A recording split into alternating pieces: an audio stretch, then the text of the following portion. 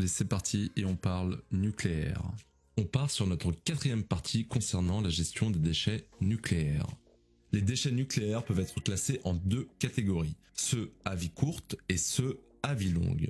Pour les déchets à vie courte, leur gestion et le stockage est relativement rapide pour qu'ils deviennent sans danger, entre 30 et 100 ans. Ils sont placés dans des piscines de stockage en eau pour permettre le refroidissement et la décroissance radioactive.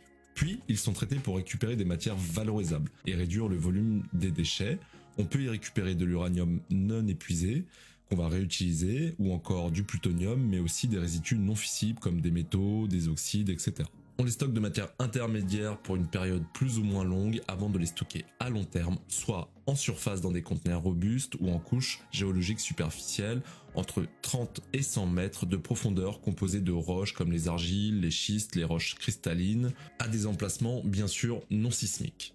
Pour les déchets à vie longue, leur gestion et le stockage pour qu'ils deviennent sans danger est particulièrement long. Souvent des milliers d'années, voire des centaines de milliers d'années, ils sont aussi immergés dans des piscines de refroidissement. Leur traitement et le stockage intermédiaire est quasi identique, à la différence que les installations peuvent être souterraines.